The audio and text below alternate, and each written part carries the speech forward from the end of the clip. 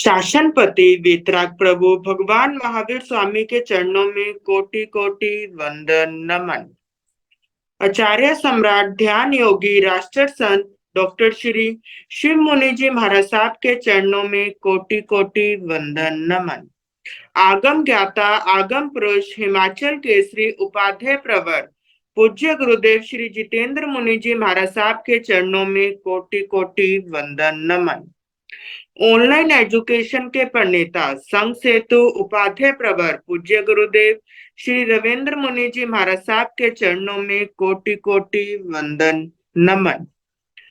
Online education में पधारे हुए सभी गुरु भगवंत एवं भगवती स्वरूपा महासाध्वियों के चरणों में कोटि कोटि वंदन नमन।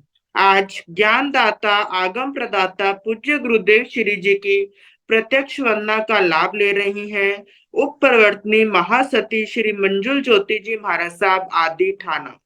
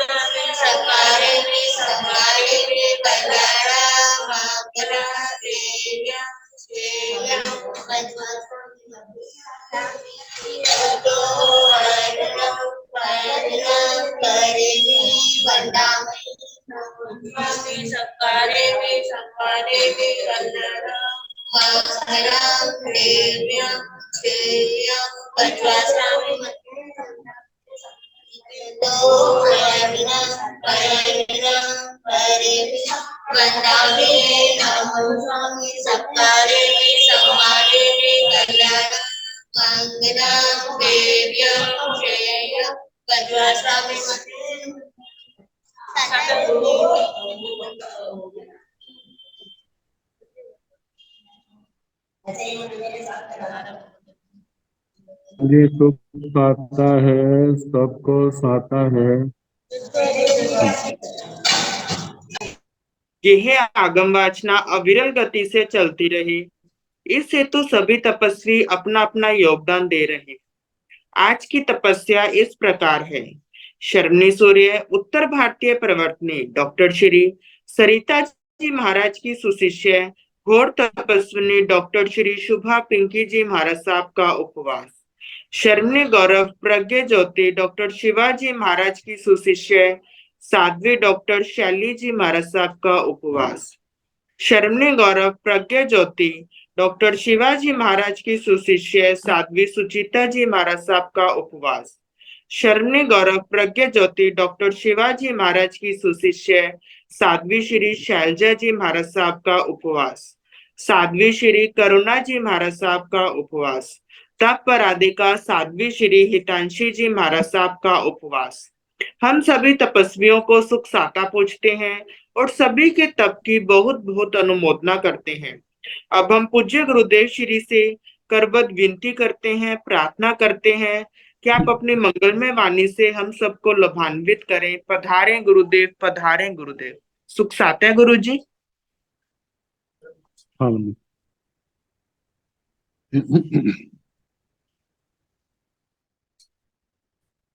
नमो अरिहंताण, नमो सिद्धाण, नमो आयर्याण, नमो उवधायान, नमो लोय सव साहुण, केशो पंच नमो कारो, सव पावकनाशन, मंगलानंत संदेशे परमं भवाई मंगलम।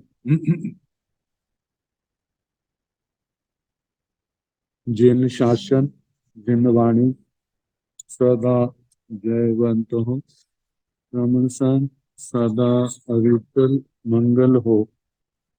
मुक्ति को प्राप्त श्रमण भगवान महावीर स्वामी, उनकी परम पावन कल्याणी भागवती वाणी वाचक प्रमुख श्री इंदर भूति गौतम आदि गणधर भगवान योग प्रधानाचार्य परम पूज्य श्री सुधर्मा स्वामी जी महाराज, उनकी परम पावन पाठ परंपरा वर्तमान आचार्य ध्यान योगी परम पूज्य श्री श्री मुनि जी महाराज एवं गुरुजन सबके पावन चरण सरोजों में मेरा अनंत अनंत बार वंदना नमस्कार।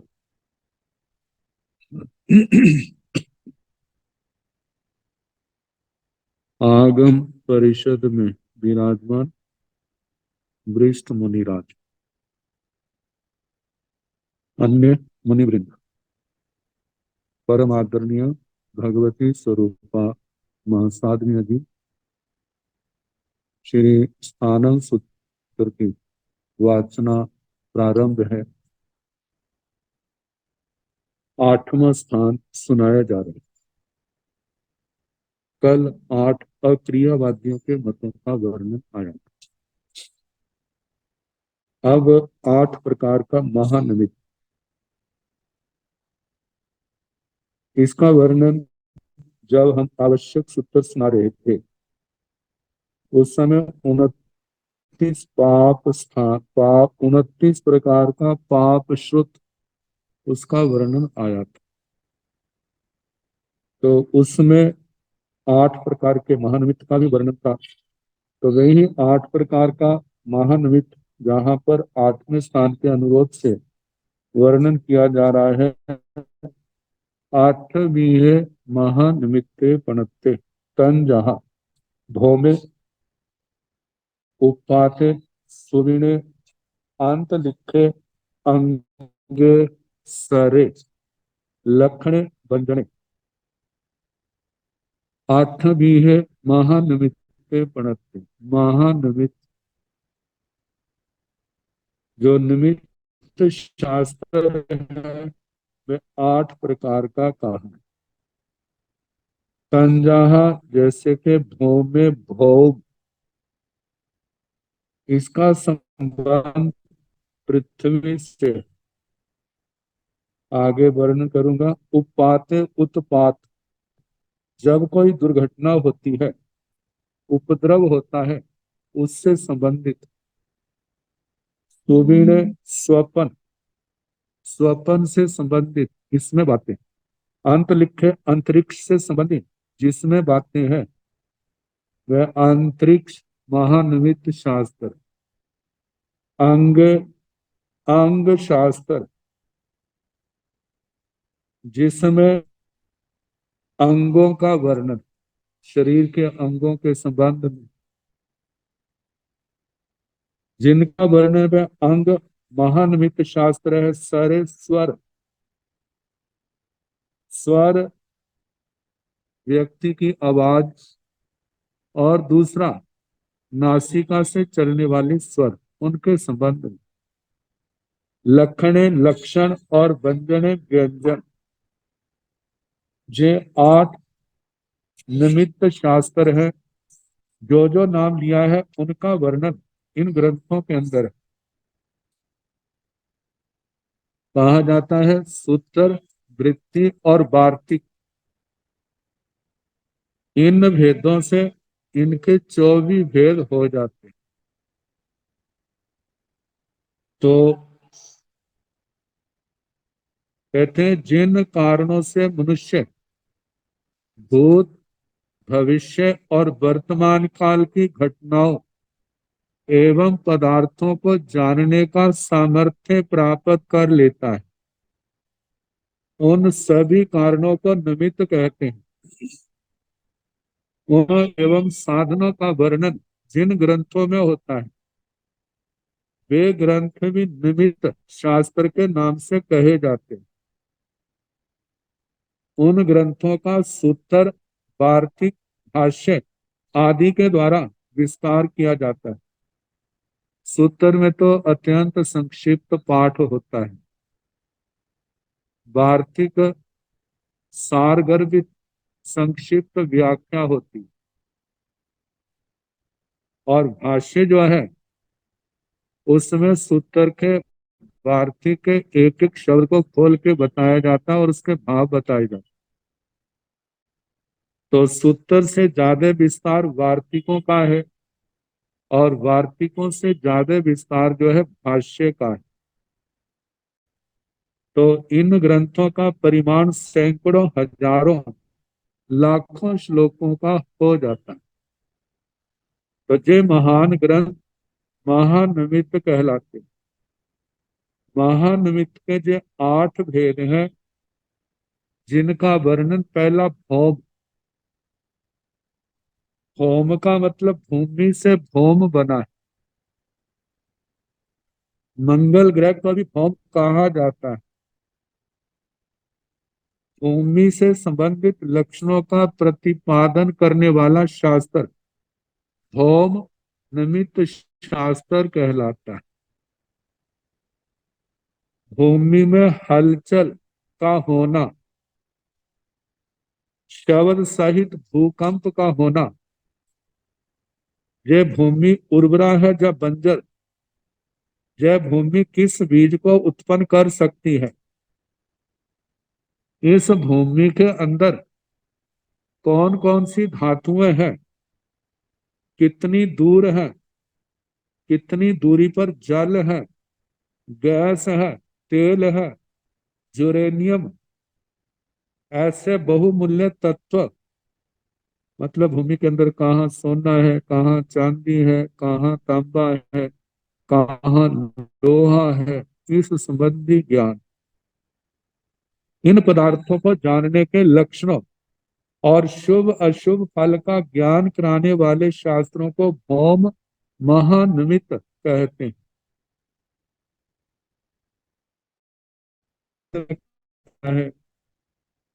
जब कभी पृथ्वी महान शब्द करती हुई कांपती है,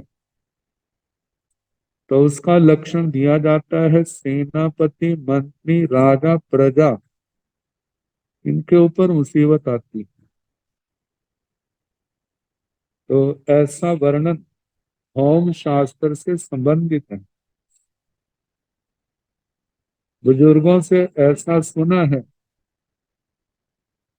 कि इस नक्षत्र में भूकंप आदि आए तो उनका भविष्य के संबंध में क्या परिणाम होता है। कहीं कहीं निमित्तों में अच्छा भी बताया जाता है और कहीं कहीं पर बुरा भी बताया जाता है। तो इन सब का वर्णन जिस शास्त्र में हो भूमि से संबंधित, उसको भौम निमित्त शास्त्र कहा जाता है। ये आठों के आठों जो है पाप शुद्ध का है, कहा जाता है। जब कोई इनके अंदर उलझ जाता है तो प्राय करके मोक्ष मार्ग से वो भटक जाते हैं, क्योंकि लोक में प्रतिष्ठा आदत है। का दुखा शास्त्रों का पाठ कहाँ से अच्छा लगे। लोगों का परिचय बहुत बढ़ जाता है तो आत्मा की साधना एक प्रकार से घट जाती। तो मोक्ष मार्ग से विपरीत करने के कारण से ही समय व्यर्थ जाता है, इसलिए इनको पाप श्रुत कहा जाता है। आत्मार्थी जीव जानने का निषेध नहीं है, लेकिन इसके प्रचार प्रयोग का निषेध है। तो पहला है भौम महानिमित्त और दूसरा है उपाय उत्पात। इसका अर्थ होता है उपद्रव, आकस्मिक दुखदायी घटना, हलचल, दंगा। ये मुख्यतः 3 प्रकार के होते हैं: दैविक, भौतिक, आध्यात्मिक। इनको त्रिविध दुख के नाम से भी कहा जाता है। जिन लक्षणों से भावी उत्पातों को जाना जाए, उन लक्षणों का ज्ञान कराने वाले शास्त्र को ओतपात महानिमित्त कहते हैं। तो इसके अंदर ग्रह नक्षत्रों की चाल को देखते हुए कितनी बार ज्योतिषियों की ऐसी भविष्यवाणियां होती हैं, ऐसा ऐसा ग्रहों का नक्षत्रों का योग हो तो किन किन क्षेत्रों में कौन कौन से उपद्रवों की संभावना होती। और वे उपद्रव जो है बाढ़ का रूप भी हो सकता है, महामारी का रूप भी हो सकता है, राष्ट्रों के आपस में युद्ध भी हो सकते हैं, प्रांतों में भी विषमता का वातावरण हो सकता है, राजनीति के उथल पुथल के संबंध में भी जिनमें बताया जाता है। तो इन लक्षण शास्त्रों से कितने ज्योतिषी लोग मतलब आने वाले समय से संबंधित भविष्यवाणियां कर देते हैं। कितनी बार भविष्यवाणियां सत्य भी होती हैं और कितनी बार असत्य भी निकल जाती हैं। तो इसके संबंध में पूर्वजों से जो सुना है, गलत निकलने का कारण जो बताया है, वह गणित का कहीं ना कहीं गलती हो जाती है। कहते हैं थोड़ी सी भी गलती हो जाए तो फलादेश में आकाश पाताल का अंतर आ जाता है। तो ऐसी जो बातें बताने वाले शास्त्र हैं उनको उत्पात और भाव अर्थ में औतपात कहा जाता है। औतपात महानिमित्त शास्त्र। आगे तीसरा है स्वपन। कहते हैं सोते समय जब गाढ़ी नींद होती है तब तक सपने नहीं आते। शास्त्रों में भी वर्णन आता है स्वपन प्राय करके, ना जागते को आते हैं ना गाढ़ी नींद में सोए हुए, अर्ध निद्रावस्था में स्वपन आते हैं। और स्वपन आने के भी कई कारण होते हैं। कई बार स्वपन का कारण दिन की सोची हुई बातें होती। कई बार शरीर के अंदर जो वात पित्त कफ धातुएं हैं इनकी विषमता भी स्वप्नों का कारण बन जाती। और कितनी बार अदृष्ट, जिसको हम कर्म कह देते हैं, कर्म के निमित्त से भी आते हैं, जिन स्वप्नों के माध्यम से भविष्य काल की घटनाओं का ज्ञान के अनुसार बोध हो जाता है। तो स्वप्न जो है, अब उनको ऐसे स्वप्नों का जिन शास्त्रों के अंदर वर्णन होता है उसको स्वपन शास्त्र महानिमित्त शास्त्र कहा जाता है। आगमों के अंदर भी ऐसे स्वप्नों का वर्णन आता है, लेकिन वहां पर उन्हीं स्वप्नों का वर्णन है जो मांगलिक है। जैसे 72 स्वप्न आते हैं, 30 महास्वप्न आते हैं, 14 स्वप्न जो तीर्थंकर भगवान की माता को आते हैं, 7 स्वप्न वासुदेव की माता का वर्णन आता है, 4 बलदेव की माता का वर्णन आता है, एक स्वपन मांडलिक राजा की माता का वर्णन आता है। जो भावित आत्मा अणगार होते हैं उनका भी ऐसा वर्णन आता है। भगवान महावीर स्वामी के साधना काल में जो 10 महास्वपन है वो भी क्या है 10वें ठाणे में आएंगे, वो भी प्रचलित है। भगवती सूत्र में स्वप्नों का अधिकार वर्ण आता है, जिसके अंदर ये बताया है कि ऐसे ऐसे स्वप्न जिसको दिखाई दे तो वो चरम शरीरी होता है, और ऐसे स्वप्न दिखाई दे उनके दो दो जन्म होते हैं।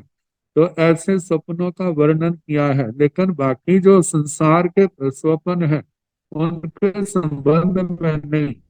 लेकिन कितनी बार आता है कि स्वप्न स्वपन स्वपन कई बार भविष्य की बातों को, तो उसमें उत्तम भविष्य के भी सूचक होते हैं, और भविष्य के संबंध में अंधकार को बताने वाले भी स्वप्न होते हैं।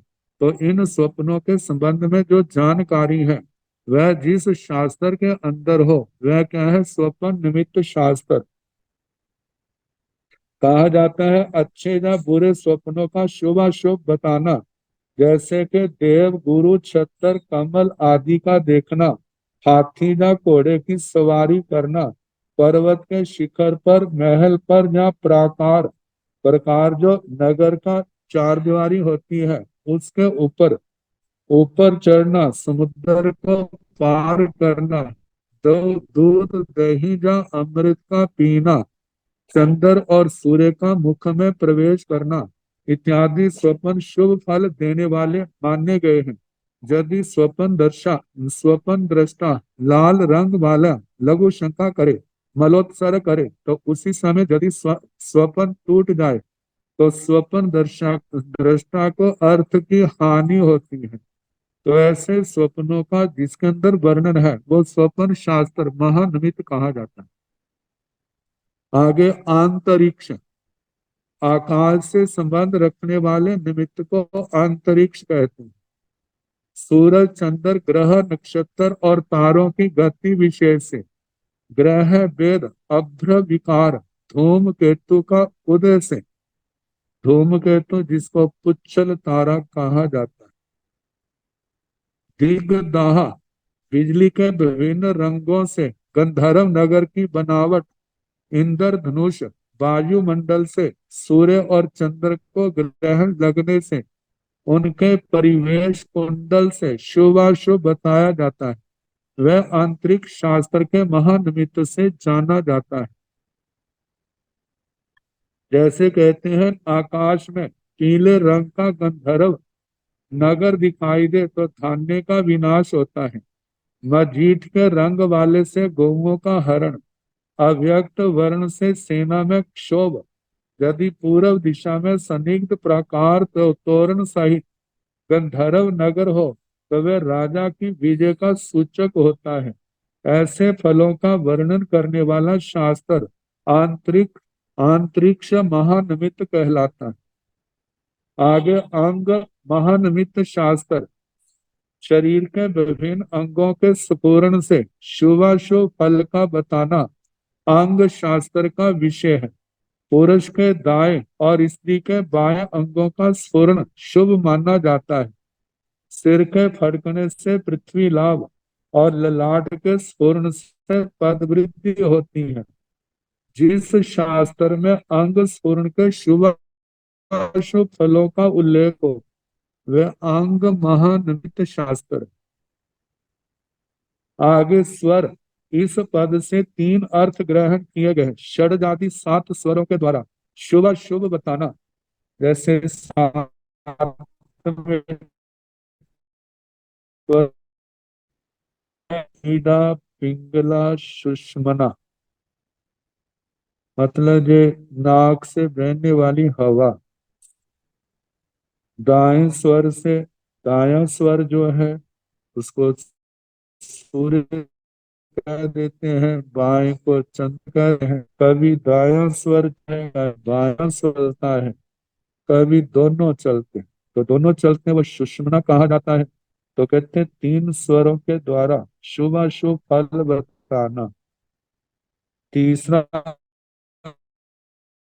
पक्षियों आवाज को समझना, पक्षियों के शब्दों से शुभ अशुभ हर शास्त्र में हो जो स्वर में हो जाता है। इनका वर्णन जिस शास्त्र में हो उसे स्वर शास्त्र महानिमित्त कहा जाता है। आगे लक्षण शास्त्र, स्त्री पुरुष, स्त्री की बनावट रेखा आदि से शुभ अशुभ फल बतलाना। ये जो लक्षण है लक्षणों को जान देख करके बताना, ऐसे लक्षण जिनके होते हैं उनका भविष्य कैसा होता है। साधारण मनुष्यों में 32 वासुदेव के 108 लक्षण पाए जाते हैं। चक्रवर्ती तीर्थंकर भगवंतों में 1008 लक्षण होते हैं। सामुद्रिक शास्त्र में अच्छे बुरे अंगों पांगों का तथा रेखा विज्ञान, जो हस्तरेखा विज्ञान पामिस्ट्री साइंस है, इसका विस्तृत वर्णन मिलता है। अंग विद्या नामक ग्रंथ में बड़े विस्तार के साथ शारीरिक लक्षणों का वर्णन किया गया है। साथ ही वहाँ शुभ अशुभ फल भी निर्दिष्ट है। अतः इस प्रकार के शास्त्र को लक्षण महानिमित्त कहा जाता है।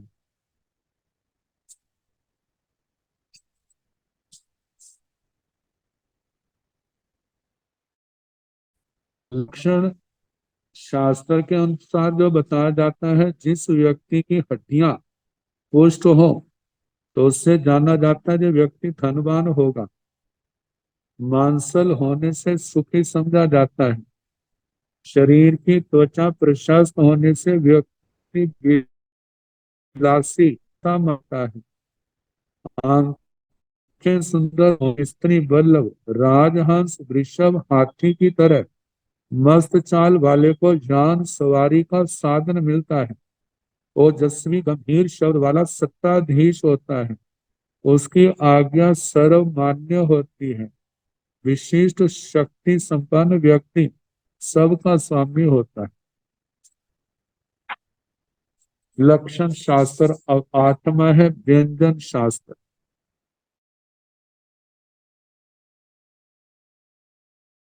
शास्त्र में तिल सा आदि विशेष वर्णन उससे व्यंजन शास्त्र कहते हैं। जिस स्त्री के भाग में कुंकुम की बूंद के समान तिल मस्सा हो, कोई और लक्षण हो, उसको अच्छा माना जाता है। लक्षण शरीर के साथ उत्पन्न होते हैं, मतलब जन्मजात। व्यंजन बाद में उत्पन्न होते हैं। जो चिन्ह स्त्री पुरुष या स्त्री के होते हैं, उनके फलादेश से जीवन की पूर्ण दशा का ज्ञान हो जाता है। क्योंकि कई बार लक्षण शास्त्रों में ऐसा पढ़ने में आ जाता है जो कि व्यक्ति के अच्छे बुरे पने के लक्षण बता देते हैं। जहाँ इन इन स्थानों में जे लक्षण हो, ऐसे तिल मस्सा हो, तो उनका क्या प्रभाव होता है। वो प्रभाव जो है अच्छे रूप में भी होता है, बुरे रूप में भी होता है। तो ये व्यंजन शास्त्र ये आठवां, जिसमें तिल मस्सा आदि के संबंध में बताया जाता है।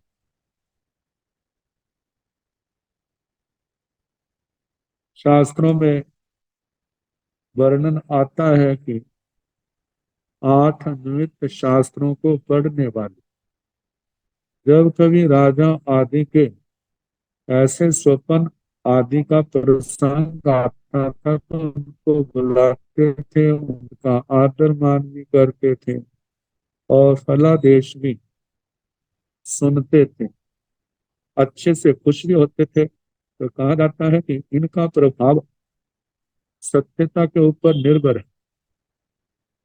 और भगवती सूत्र में देवी वर्णन आता है कि गोशाले ने भगवान पार्शनाथ जी के उस संतों से जो अपनी मर्यादा से थोड़ा इधर उधर हो गए थे, उनके पास से 8 ये जो पापशुद्ध के 8 प्रकार का महानृत्य सीखा था। इसके कारण से वह भूत भविष्य की बातों को जानने लग गया था।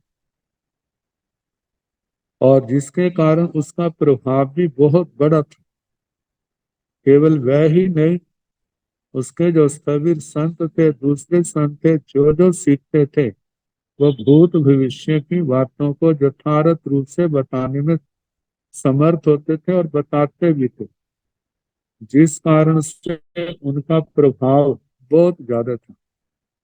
तो कहा जाता है कि 8 प्रकार का निमित्त शास्त्र लौकिक प्रतिष्ठा का कारण तो बन जाता है, लेकिन आत्मा की साधना में इन चक्रों में पड़ने वाले जीव पिछड़ जाते हैं। तो कितने स्थानों पर इनको सीखने वालों ने मतलब शासन की प्रभावना का काम भी किया है, लेकिन ये बातें सबको पचती नहीं है। अब इसके आगे 8 वचन विभक्तियां हैं। संस्कृत साहित्य में चाहे प्राकृत का साहित्य है, इन विभक्तियों का प्रयोग होता है, जिसमें कारक तो कारक तो 6 माने जाते हैं, जिसमें कहा जाता है कारक वह है जो क्रिया की उत्पत्ति में किसी प्रकार से सहायक है, निमित्त है। और विभक्तियां जो वचन व्यवहार में कैसे कैसे शब्दों का प्रयोग किया जाता है, इसमें कर्ता, कर्म, करण, संप्रदान, अपादान, संबंध, अधिकरण और संबोधन, इनको 8 विभक्तियां कहा जाता है।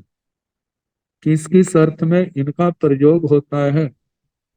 तो 8 के अनुरोध से यहाँ पर इन 8 विभक्तियों का वर्णन है। 8वीं वयन विभक्ति पणता।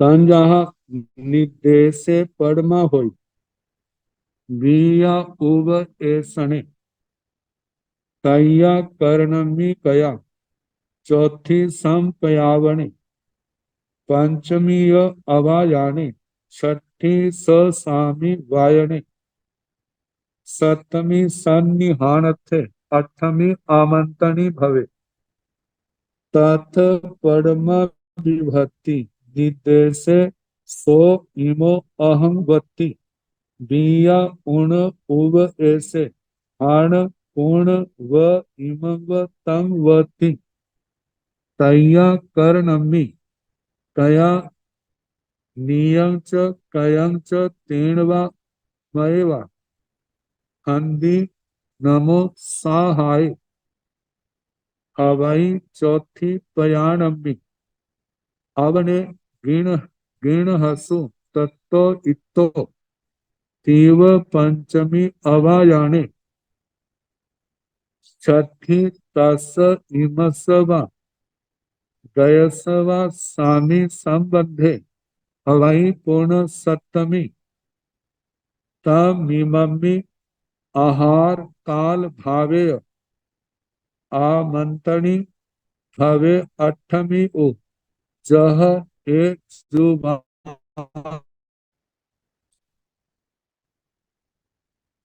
बताया है। 8वीं बयन विभक्ति पणता।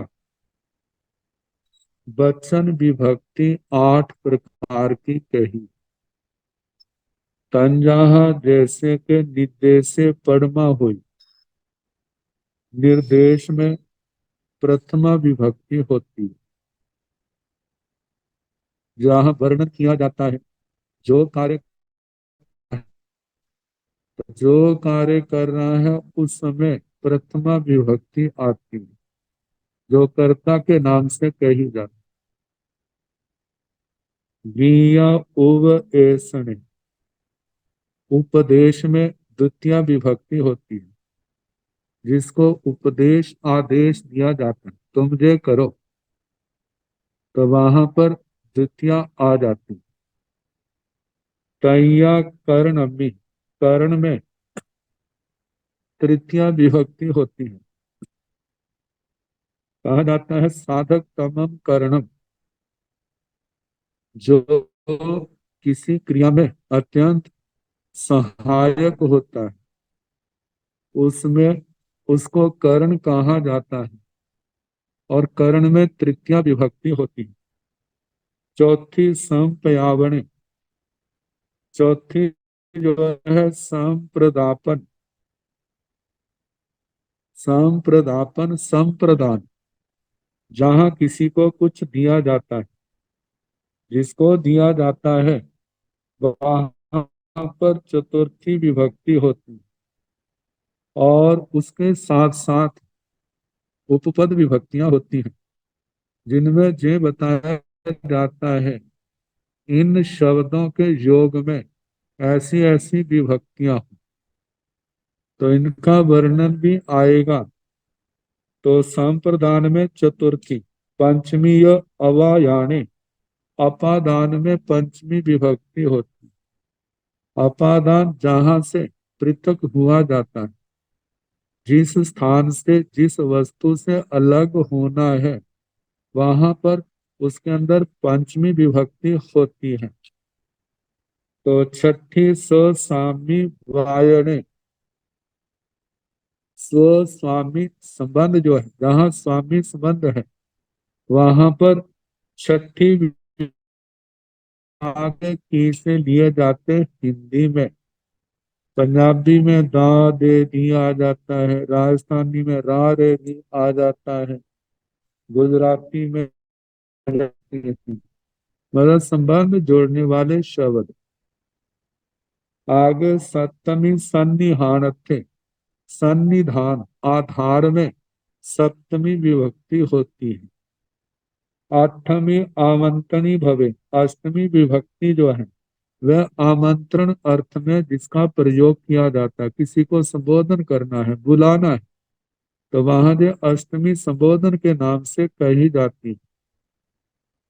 तो तथ परमा विभक्ति, तो इनमें जो प्रथम विभक्ति है, जैसे निर्देशे सो निमो अहम वेति, निर्देशे निर्देश में, सो मतलब वह है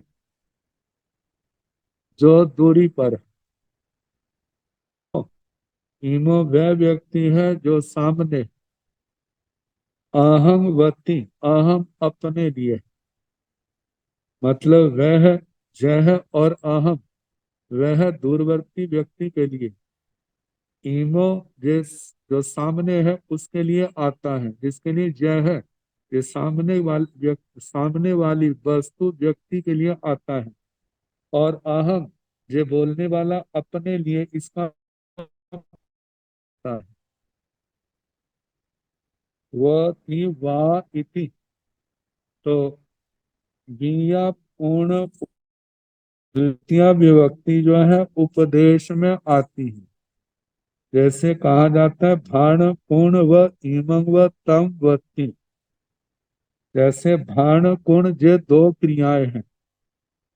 भाण धातु है और कुण है, ये जो है लोट लकार आज्ञा निर्देश में जिसका प्रयोग होता है।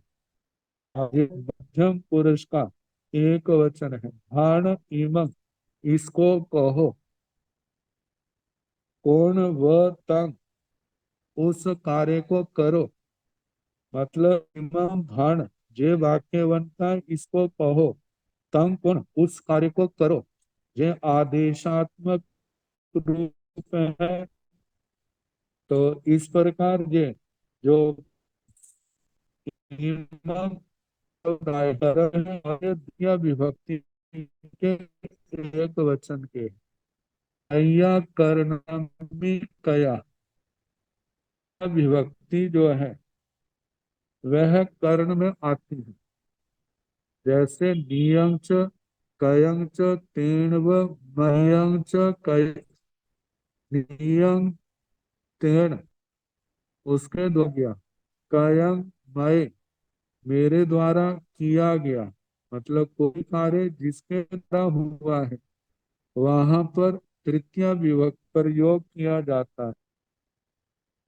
जैसे कहा जाता है मैंने लेखनी से लेख लिखा, लेखनी जहाँ जो है कर्ण अर्थ में आई। हंदी नमो सहाय, अब आई चौथी पयाणबी, कहा जाता है हंदी न स्वाहा अर्थ में आता है। तो इसके इनके योग में चतुर्थी विभक्ति होती है, और इसके साथ हवाई चौथी पयाणबी, जहाँ किसी को कुछ दिया जाता है वहां पर भी चतुर्थी विभक्ति होती है, जिसको दिया जाता है उसमें चतुर्थी। आवने हीन हसु तत्तो इत्तो वा, आवने तत्तो, तत्व का मतलब वहां से आवने इसे दूर हटाओ, गिण इतो जहां से ग्रहण कर लो, तो जहां से अलग करने में पंचमी अपादान, और अपादान में पंचमी, अपादान में पंचमी विभक्ति। छठी तस इमस व गय, स्वामी संबंध में षष्ठी विभक्ति होती है। तस जैसे उसका, इमस इसका, तस्य अस्य, गयस गतस्य व, मतलब गए हुए व्यक्ति का। जहां पर जैसे कहा जाता है राज्य पुरुष रन्नो पुरुषो, राजा का पुरुष, तो जहां पर राजा का पुरुष, राजा स्वामी है और पुरुष जो है वो उसका व्यक्ति है, तो जहां पर स्वामी संबंध बताया जाता है वहां पर छठी विभक्ति का प्रयोग होता है।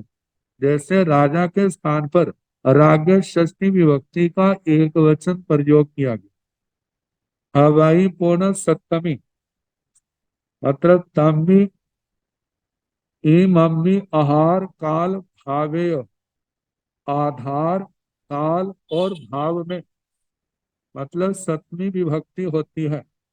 तम्मी उस समय, ई मम्मी इस समय, मतलब के तस्मिन अस्मिन।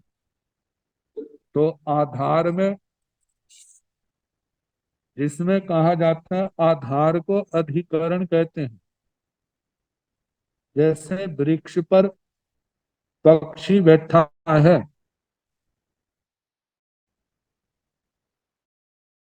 जैसे पक्षी उव विषय, वृक्ष पर पक्षी बैठा है, तो वृक्ष क्या है, पक्षी के बैठने का आधार है, और पक्षी जो है उसका आधेय है, बैठना उसकी क्रिया है। और तीसरा जो है काल और भाव। काल में कहा है कि मधु रमते, मधु का जहां पर अर्थ बसंत है, बसंत काल में रमण करते हैं। तो ये काल में या वर्षासु वर्षा ऋतु में, ग्रीष्म में ग्रीष्म काल में, तो काल अर्थ में भी सप्तमी विभक्ति का प्रयोग होता है। और भाव अर्थ में जैसे चारित्र्य अवतिष्ठते, चारित्र में स्थित है, ये भाव अर्थ में आ गया।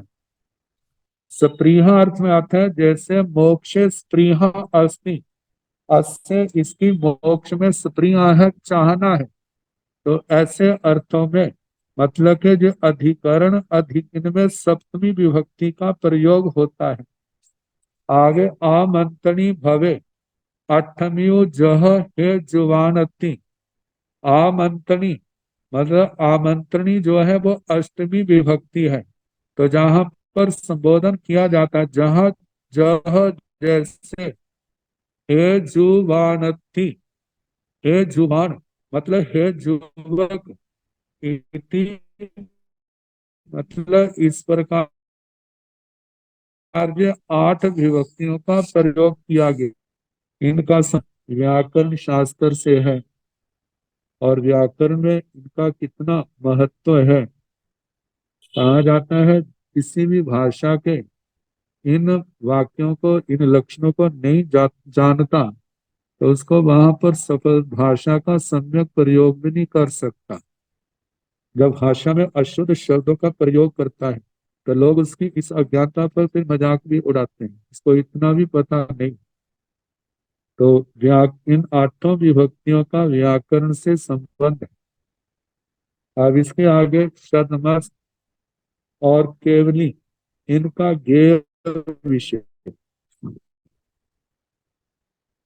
आठ ठाणाई क्षौमतेन स्वभावेन न जानाई न पासई, तंजाह भ्रमति कायम चाव गंधम वायम।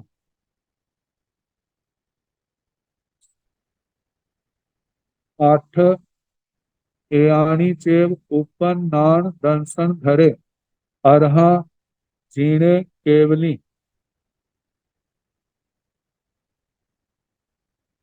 जानाई पासाई जाव गंधम वायम। इनका वर्णन कई स्थानों पर आया है, एक एक साथ में बढ़ाया जा रहा है। तो 8वें स्थान के अनुरोध से जहां पर 8 बातों का वर्णन किया है कि सदमस्त आत्मा इनके संबंध में सर्व भाव से नहीं जानता, लेकिन केवली भगवान इनको पूर्ण रूप से जानते। तो 8 ठाणाई छौ मत्थी, 8 स्थान, इनको सदमस्त सब भावेण सर्व भाव से, वह सारी प्रियाओं से न जाना ही न पासे, ना जानता है ना देखता है। तंजाहा जैसे के धम्मत्थी कायम धर्मास्थी कायम, अधम्मत्थी कायम जाग से लेना, अधर्मास्थी कायम। आगासक्ति कायम आकाशास्ति कायम। अशरीरम, अशरीरम मतलब के अशरीरी आत्मा। परमाणु, पुद्गल, शब्द, गंध और वायु, इनको मतलब के सर्व भावों से नहीं जानता। इनमें पहले जो चार हैं, धर्मास्तिकाय, अधर्मास्तिकाय, आकाशास्तिकाय, अशरीरी आत्मा, ये तो अरूपी है। अरूपी पदार्थ शब्दमस्त का विषय नहीं है। बाकी जो चार हैं, जैसे परमाणु पुद्गल, शब्द के पुद्गल, गंध, वायु के पुद्गल, ये इनको भी शब्दमस्त जो है अपनी आंखों से सूक्ष्म होने के कारण से साक्षात नहीं कर सकता। तो इसके संबंध में कहा कि जो आठ बातें शब्दमस्त जीव सर्वतो भाविन सर्व भावों से इनको नहीं जान सकता। तो ताकि अवधि ज्ञानी जो है अवधि ज्ञान के द्वारा मन प्रभ ज्ञानी जो है इन सूक्ष्म बातों को पूर्ण कुछ रूप से जान लगा। छे ऊपर नान दंसन भरे अरहा जीणे केवली जानाई पासाई जाव गंधम पायम। ये आनी चेव इन्हीं आठ बातों को ऊपर नान दंसन भरे, जिनको केवल ज्ञान केवल दर्शन पैदा हो गया और उसको धारण करने वाले ऐसे अरहा अरिहंत इन भगवान उसके विजेता केवली केवल ज्ञानी जानाई पासाई जानते हैं देखते हैं सर्व भाव से जाव गंधम वायम मतलब ये आठ बातें धर्मास्तिकाय अधर्मास्तिकाय आकाशास्तिकाय और शरीरी आत्मा परमाणु पुद्गल शब्द गंध और वायु को मतलब सर्व भाव से जानते हैं देखते हैं। अब इसके आगे आयुर्वेद के आठ रूप हैं। आठ भी है आउ वे पनते तंजा कुमार कुमार भिच्चे है लेकिन भिच्चे शब्द आता है। कुमार भृत्य संस्कृत शाया में कुमार भृत्य है। काय तिगिच्छा काय चिकित्सा व कुमार भिच्चे काय तिगिच्छा साल आई सल हत्ता जंगोली भूय बेजा खार तंते रसायने। आठवीं आयुर्वेद पढ़ते हैं। आयुर्वेद आठ प्रकार का कहा है। आयुर्वेद एक प्रकार का चिकित्सा शास्त्र, रोगों का रोगों की उत्पत्ति को जानने वाला और उनके दूर करने के उपाय को चिकित्सा को जानने वाला और उसका प्रयोग करने वाला। तो आयुर्वेद जो है ये आठ प्रकार का कहा है। तंजः जैसे कुमार भिच्चे, कुमार भृत्य कहा जाता है। इसमें जिस शास्त्र में सब तरह के बाल रोग बच्चों के रोगों का निदान, क्षीर दोष का संशोधन, दूध के दोष का संशोधन, रोगों का उपशमन, बच्चों के भरण पोषण के लिए कौन सी औषधि कितने परिमाण में कितने समय के बाद देनी चाहिए, इन सब बातों का वर्णन जिसमें है वह कुमार भित्य चिकित्सा शास्त्र कहा जाता है। दूसरा है काय चिकित्सा, काय चिकित्सा। काय चिकित्सा में जैसे ज्वर आता है, प्रमेह शुगर आती है, अतिसार पेट की खराबी, रक्त विकार, शोथ सूजन, उन्माद, पागलपन, कुष्ठ इत्यादि व्याधियों को दूर करने का विधि विधान बताने वाला जो शास्त्र है वह काय चिकित्सा काय चिकित्सा के नाम से कहा जाता है। तीसरा है सालाई, शालाक्य गले से ऊपर कान आंख नाक मुंह आदि अवयवों की व्याधियां जिनकी चिकित्सा के लिए सलाई जैसे उपकरणों का की आवश्यकता पड़ती है प्रयोग किया जाता है, उसका ज्ञान कराने वाला शास्त्र शालाक्य शास्त्र कहा जाता है। आगे सलहत्ता, सलहत्ता मतलब हत्या शल्य जो है किस शरीर के किसी भी हिस्से में तिनका, लकड़ी, पत्थर, धूल, लोहे का हड्डी, कांटा आदि निमित्तों से उत्पन्न हुई अंग पीड़ा को दूर करने के उपाय बताने वाला चिकित्सा शास्त्र जो है उसको शल्य हत्या कहा जाता है। आगे जंगोली। जंगोली जो है विष नाशक औषध विशेष को जंगोली, जिस चिकित्सा शास्त्र में सांप, बिच्छू आदि के विष को दूर करने के उपाय, संखिया, मिठा तेलिया, अफीम आदि से विष उतारने के उपाय, जहर को मारने के उपाय वर्णित तो हो, वह चिकित्सा शास्त्र जंगोली कहा जाता है।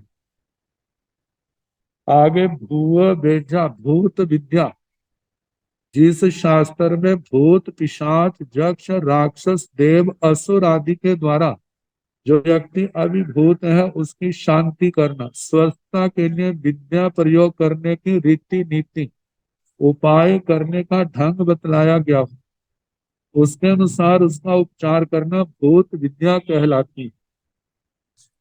और सातवां है खारत शारत, इसमें शारीरिक उपाय बताए गए हैं। शक्ति का क्षरण कैसे होता है? कहते हैं वीर्य के क्षरण को क्षार कहते हैं। जिस ग्रंथ में इस विषय का वर्णन हो उसे क्षार तंत्र कहते हैं। यह सुश्रुत है चरक जे संहिताएं, आयुर्वेद की है अष्टांग योग आदि ग्रंथ में से बाजीकरण तंत्र कहा जाता है। उसका भी अर्थ यही है कि इस मनुष्य का वीर्य क्षीण हो गया है, वीर्य बढ़ाकर उसे हृष्ट पुष्ट करना। जो पुरुष होकर नामर्द या नपुंसक हो जाते हैं उनका उपचार इसी तंत्र के आधार से किया जाता है। आठवां रसायन। रसायन, रस का अर्थ है अमृत, आयन का अर्थ है प्राप्ति, जिससे अमृत की प्राप्ति हो उसे रसायन कहते हैं। रसायन के प्रयोग से बुढ़ापा जल्दी नहीं आता, बुद्धि बढ़ती है, आयु की गति ठीक चलती है, रोगों का अपहरण होता है। रसायन के निर्माण और प्रयोग की विधि बताने वाला शास्त्र रसायन तंत्र कहलाता है। इस रसायन शास्त्र के अंदर जैसे कि लोहे की भस्म बनाना, सोने की भस्म बनाना, पारे की भस्म बनाना, ऐसे संख्या आदि, इनको जो ऐसा बनाना जिससे वो जहाँ जो जीवन नाशक है जब उनको भस्म बना दिया जाता है और उसकी सारी विधि बताई जाती है और उसका परीक्षण होता है कि जब वो पूर्ण मतलब के रसायन बन गया है तो वो मतलब के जहाँ शक्ति को देने वाला है वहां पर रोगों को भी नष्ट करने वाला है। मतलब रोगों के प्रतिरोधक शक्ति इनका सेवन करने से आ जाती है। तो कहा जाता है यदि जे विधि से पूर्ण रूप से तैयार हो गए हैं तो अमृत का रूप और इसमें किसी प्रकार की कमी रह गई हो तो ये जहर का काम भी कर जाते हैं, जिसमें परिपक्वता ज्ञान की विशेष आवश्यकता होती है। तो इस प्रकार ये 8 प्रकार का चिकित्सा शास्त्र बताया गया है। अब इसके आगे जो और वर्णन आएगा कल जैसे समय होगा कराने का प्रयास किया जाएगा। नमो अरिहंताण,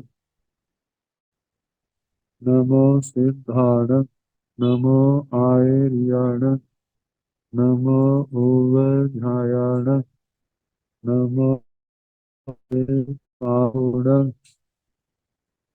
केशो पंच नमोकारो, सब पाव प्रणासनो, मंगलानेन्द्र सौम्य सिंह, पड़महवांगल, श्री चतारि मंगलम, हरिहंता मंगलम, सिंधा मंगलम, साहू मंगलम, केवली मनातो धम्मो मंगलम, चतारि लोकोत्तम, सिद्धा लोकोत्तम, साहू लोकोत्तम, केवली मनातो धम्मो लोकोत्तम, चतारि शरणं भवद्भ्यामि, हरिहंते शरणं शरणं। हे शरणं प्रवज्ञामि साहु शरणं प्रवज्ञामि केवलीमुनाथं धम्मं शरणं प्रवज्ञामि चार शरणें सुख करने दुख हरने मंगल करने और करना नहीं कोई जो भव प्राणी आचरे अक्षय सबको यथा योग्य वंदना सुख साधन।